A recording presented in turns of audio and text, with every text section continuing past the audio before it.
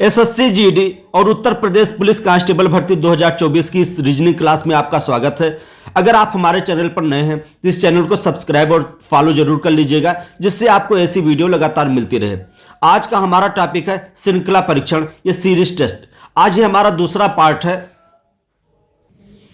आज का हमारा पहला क्वेश्चन है, एक सीरीज दी हुई है जिसका पहला टर्म है 2, उसके बाद 6 है, फिर 12 है, 20 है, फिर आपका मिसिंग नंबर है। आपको इस सीरीज में वो खास अनुक्रम फाइंड आउट करना है जिससे आपको ये मिसिंग नंबर फाइंड आउट हो सके। अब यहां देखते हैं कि क्या सीक्वेंसिंग है या क्या अनुक्रम है। तो आप यहां देखते हैं पहला टर्म है 2, 2 के बाद बन गया 6, 2 में अगर आप 4 ऐड कर देंगे तो आपको 6 मिल जाता है, और 6 में अगर आप 6 ऐड कर देते हैं तो आपको अगली बार 12 मिल जाता है, और 12 में अगर आप 8 ऐड कर देते हैं तो आपको 20 मिल जा रहा है। यानी पहले बार में आपको 4 ऐड किया है, दूसरी बार आपने 6 ऐड किया है, फिर आपने 8 ऐड किया है, तो अगली बार क्या ऐड होना है? अगली बार ऐड होना है 10। तो 20 में अगर आप 10 ऐड कर देंगे तो आपको मिल जाएगा 30, और ये 30 ऑप्शन सी में है। ऑप्शन सी आपका राइट आंसर होगा। अब अगला प्रश्न देखिए, यहां पहला है टर्म है रांची, देहरादून, भुवनेश्वर, बंगलोर, उसके बाद मिसिंग नंबर है या मिसिंग टर्म है। तो यहां देखिए, यहां जितने भी टर्म दिए हैं रांची, देहरादून, भुवनेश्वर, बंगलोर, अगर आप इसका अनुक्रम देखते हैं, इसका आप सीक्वेंसिंग देखते हैं, तो आप क्या पाते हैं? ये जितने भी टर्म है सब किसी न किसी राज्य की राजधानियां हैं। तो इसका अर्थ क्या हुआ? अगला टर्म भी किसी न किसी राज्य की राजधानी होना चाहिए। यहां ऑप्शन में दिया है कोलकाता। कोलकाता पश्चिम बंगाल की राजधानी है, इसलिए आपका आंसर हो जाएगा ऑप्शन ए कोलकाता। जबकि अहमदाबाद, पुणे, अयोध्या ये किसी राज्य की राजधानी नहीं। हाँ, ये प्रमुख शहर भले हैं लेकिन किसी राज्य की राजधानी नहीं है, इसलिए आपका आंसर हो जाएगा ऑप्शन ए कोलकाता। अगला क्वेश्चन देखिए और यहां सीक्वेंसिंग फाइंड आउट करने की कोशिश करिए। यहां पहला टर्म लिया है 17, उसके बाद 19, फिर आपका 23, 29, उसके बाद आपका मिसिंग नंबर है। यहां पहला टर्म है 17, 17 में अगर आप 2 ऐड कर देते हैं आपको हो जाता है 19, 19 में अगर आप 4 ऐड कर रहे हैं आपको मिल जाता है 23, और 23 में अगर आप 6 ऐड कर देते हैं तो आपका 29 मिल रहा है। इसका अर्थ क्या हुआ कि पहले टर्म में आपको 2 ऐड करना पड़ा, उसके बाद 4 ऐड करना पड़ा, फिर आपको 6 ऐड करना पड़ेगा, तो अगले टर्म में क्या ऐड होगा? 8 ऐड होगा। तो ऐसे 29 में अगर आप 8 ऐड कर देते हैं तो आपको 37 मिल जाएगा। 37 ही आपका राइट आंसर है। ऑप्शन बी में है, ऑप्शन बी आपका राइट आंसर हो जाएगा। अगला क्वेश्चन देखिए, यहां पहला टर्म है अंडमान, फिर पुडुचेरी, लक्षद्वीप, दिल्ली। अगर आप यहां खास देखते हैं तो आपको क्या सीक्वेंसिंग मिलती है? ये जितने भी शब्द दिए हुए हैं, अंडमान, पुडुचेरी, लक्षद्वीप, दिल्ली, ये सब केंद्र शासित प्रदेश हैं। इसका अर्थ क्या हुआ? अगला भी कोई ना कोई केंद्र शासित प्रदेश ही होगा।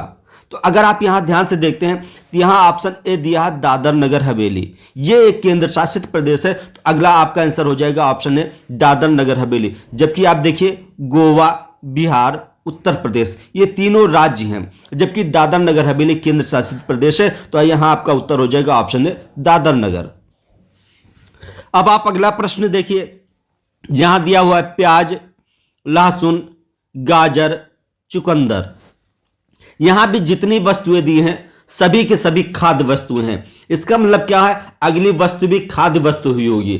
लेकिन एक खास बात और देखिए, यहां जितनी भी वस्तुएं दी हैं सब खाद्य वस्तुएं हैं और सब जमीन के नीचे पैदा होती है। यानी प्याज भी जमीन के नीचे रहती है, लहसुन भी जमीन के नीचे रहती है, गाजर भी जमीन के नीचे रहती है, चुकंदर भी जमीन के नीचे ही पैदा होती है। इसका अर्थ क्या हुआ? अगली वस्तु जो आनी चाहिए वो भी जमीन के नीचे ही पैदा होनी चाहिए। यहां ऑप्शन में 4 ऑप्शन दिए हैं, बैगन, मूली, भिंडी, लौकी।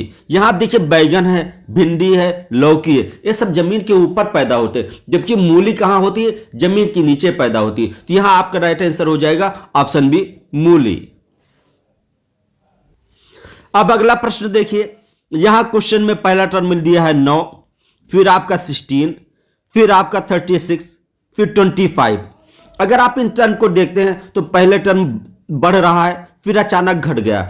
इसका मतलब क्या है? इसमें कोई खास वैसी पैटर्न नहीं लगेगा। यहां आप देखिए, यहां जितने भी नंबर दिए 9 है, 16 है, 36 है, 25, ये सभी के सभी नंबर किसी न किसी संख्या के वर्ग हैं। जैसे 9 3 का वर्ग है, 16 4 का है, 36 6 का वर्ग है, 25 5 का वर्ग है। इसका अर्थ क्या हुआ कि अगला वाला जो नंबर होगा वो भी किसी न किसी का वर्ग होगा। ऑप्शन में जो भी नंबर दिए हैं, ऑप्शन ए में 49 दिया है, 63 है दिया है बी में, सी में 27 दिया है, डी में 8 दिया है। अगर आप इन सबको ऑप्शन को ध्यान से देखते हैं तो आप क्या पाते हैं, सिर्फ 49 है किसी का वर्ग है, 49 7 का वर्ग है, इसलिए आपके यहां राइट आंसर हो जाएगा ऑप्शन ए 49।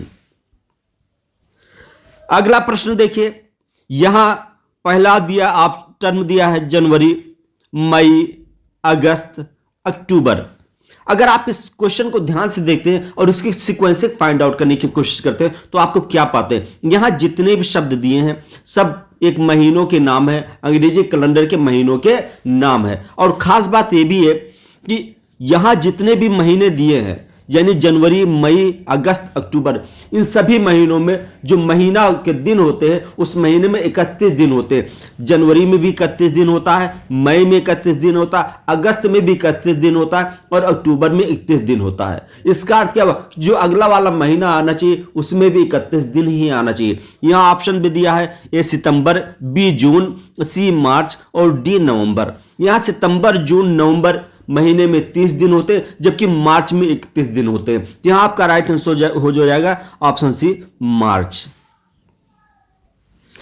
अगला क्वेश्चन देखिए, यहां फर्स्ट टर्म दिया है मध्य प्रदेश, फिर झारखंड, बिहार, उत्तर प्रदेश। इन प्रश्नों को देखिए, इसके साथ साथ में ऑप्शन देखिए, आप क्या खास बात हैं, ये जितने भी दिए हैं ये सब प्रदेश के नाम है। मध्य प्रदेश, झारखंड, बिहार, उत्तर प्रदेश, ये सभी प्रदेश के नाम है। और यहां जो ऑप्शन में दिया है, ऑप्शन में पुडुचेरी, दिल्ली, सी में लक्षद्वीप, डी में असम। अगर आप यहां देखते हैं तो पुडुचेरी, दिल्ली, लक्षद्वीप ये केंद्र शासित प्रदेश है। और ऊपर क्या दिया क्वेश्चन में, सब प्रदेशों के नाम दिया है। तो इसका मतलब क्या हुआ, उत्तर प्रदेश के बाद जो अगला टर्म आना चाहिए वो भी किसी न किसी प्रदेश का आना चाहिए। यहां ऑप्शन डी असम, असम एक प्रदेश है, इसलिए आपका उत्तर हो जाएगा ऑप्शन डी असम। अब अगला प्रश्न देखिए, यहां पहला टर्म लिया है 17, फिर 23, 19, 11, उसके बाद मिसिंग नंबर है। अब यहां देखिए क्या सीक्वेंसिंग है, क्या खास बात है, कैसे ये टर्म आगे बढ़ रहे हैं। अगर आप यहां देखते हैं ये टर्म आगे बढ़ रहे हैं, पीछे हट रहे हैं, इसलिए आगे बढ़ने पीछे हटने का कोई कॉन्सेप्ट यहां लगना नहीं। अगर आप यहां ध्यान से देखते हैं तो 17, 23, 19, 11 ये सभी के सभी क्या है, अभाज्य संख्याएं हैं। ऑप्शन में देखिए, ऑप्शन ए में 15 दिया है, बी में 28, सी में 29, डी में 21। 15, 28, 21 ये तीनों भाज्य संख्या है।